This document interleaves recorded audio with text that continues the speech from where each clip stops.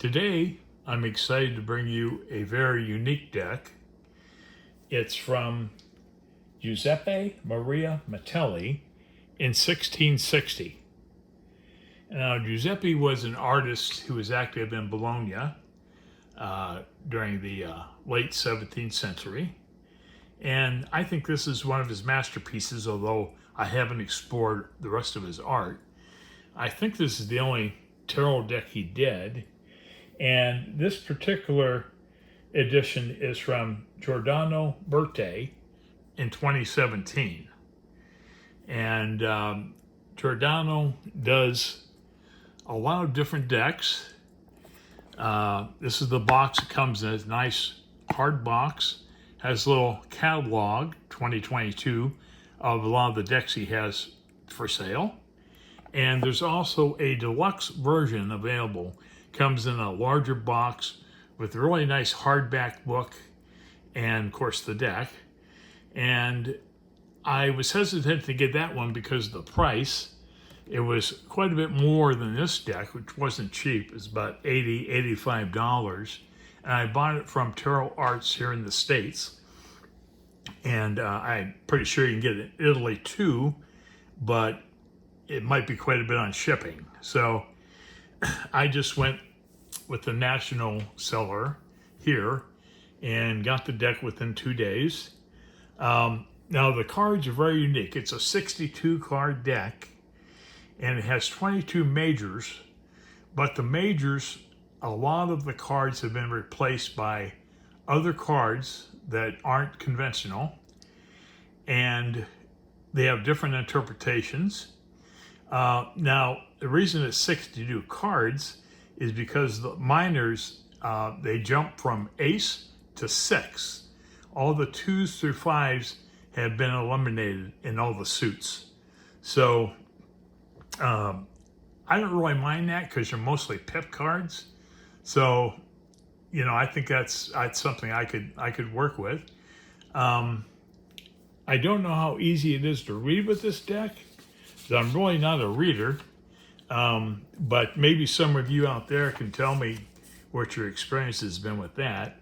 So we're dealing with 62 cards, and it comes with a little numbered card. This is 420 out of 900. And it also comes with a little note from Giordano.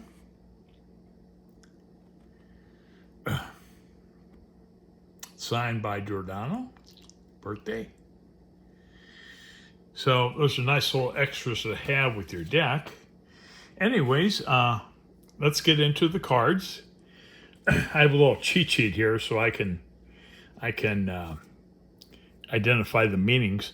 We have the Fool, pretty much conventional.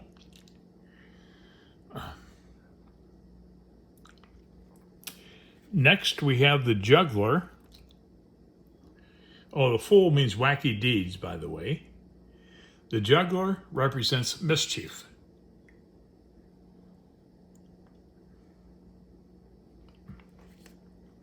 And then, instead of a High Priestess, we have the King. And the King represents help.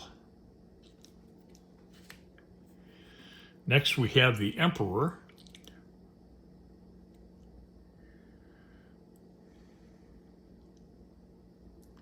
And the Emperor represents power. Then we have the Bishop.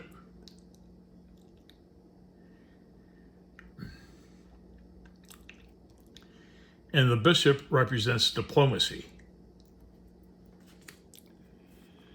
Then, instead of a Hierophant, we have the Pope,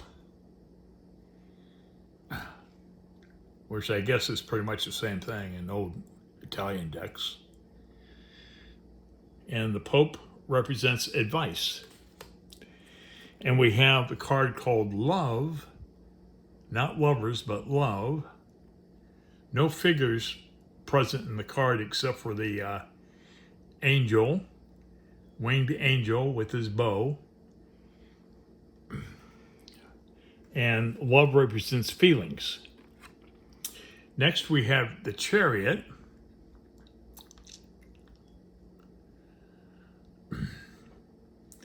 Being pulled seemingly by a bird. No, there's no animals in this chariot. Chariot represents success. Then we have Temperance.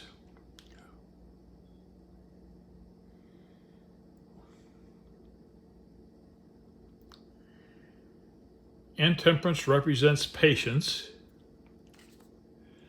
Next we have Justice.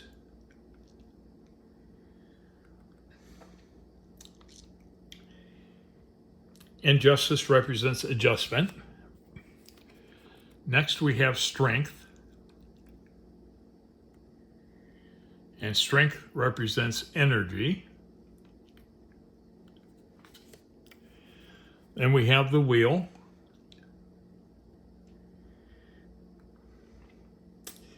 And the Wheel represents movement. Next card is called Old Men in lieu of a hermit. And old men represent old things and elderly. And let me see if I can get you to guess the name of this card. This card is called Traitor, and it represents betrayal.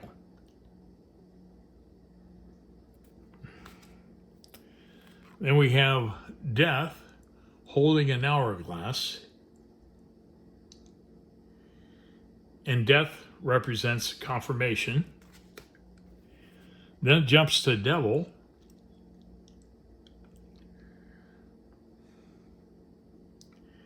and Devil represents deception. This is another card which is hard to take a guess at what it is. I've seen this card in other old decks, but it's called Thunderbolt, and it represents sacrifice.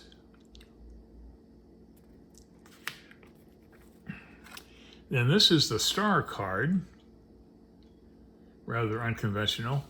And if you look closely, you can see the star. And Star represents things. Next we have the Moon.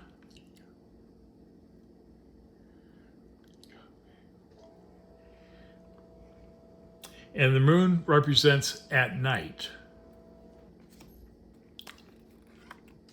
And then we have the Sun.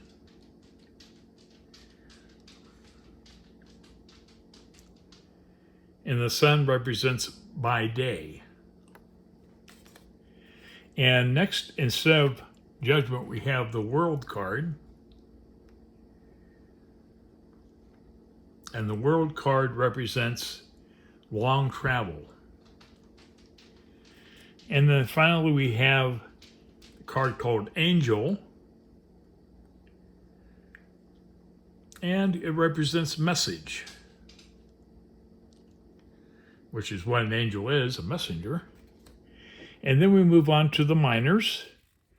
And we have our Ace of Wands. The few pips that are in this deck are very well done, I think. We have our Ace, and then we'll jump to our 6 of Wands.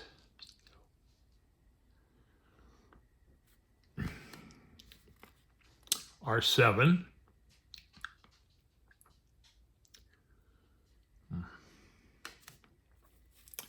Eight.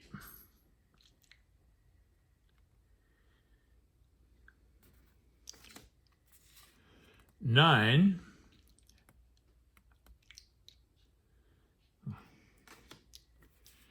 10 of Wands.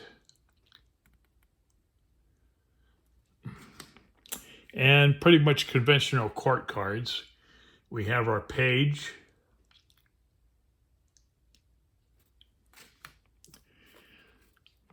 Our Knight.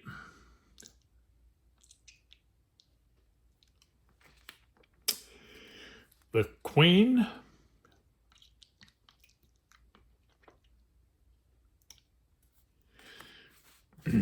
and the king.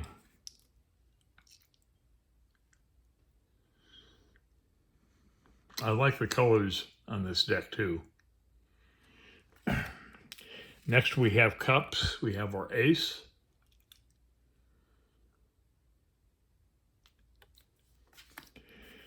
Our 6.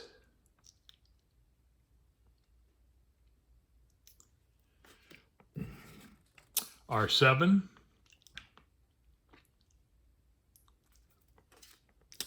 The 8 of cups.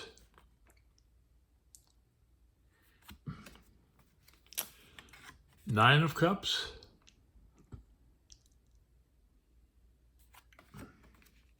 10. These are pretty nice pip cards considering. And we have our page.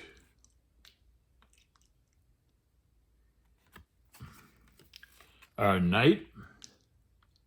That's an unusual knight card. Usually sent from a profile. I think that's very neat, the way you did that. The queen.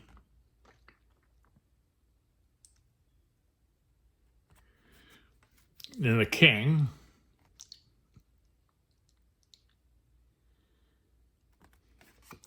And here, this card I'm going to spend a little bit of time on. This is a self-portrait by the creator. So Giuseppe, he wrote his name at the bottom, and there's 3 words that are below that, and they mean invented, drawn, and engraved.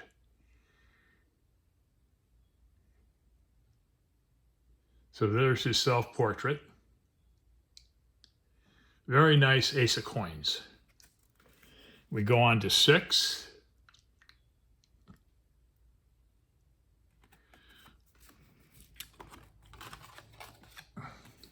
7.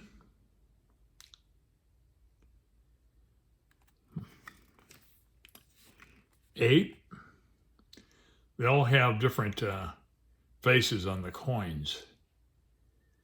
That took a little bit of time. 9 of coins.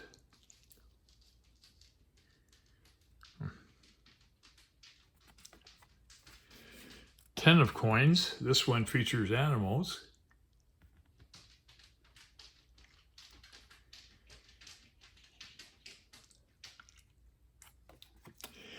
We have our page.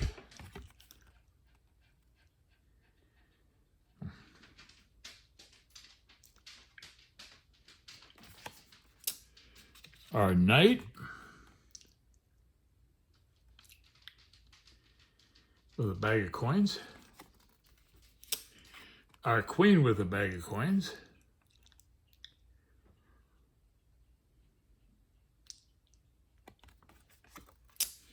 And the king.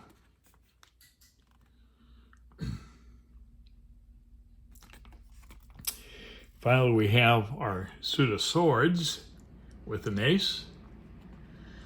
Very nice ace card. Our 6.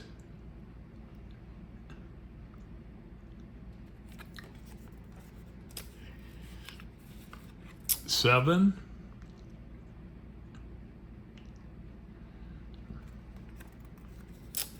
8 of swords.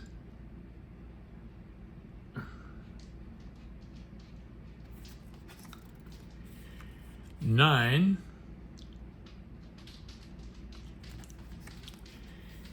10 of swords. Our page of swords.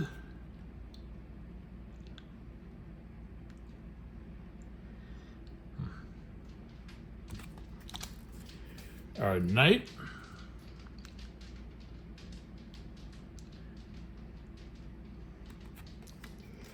The queen.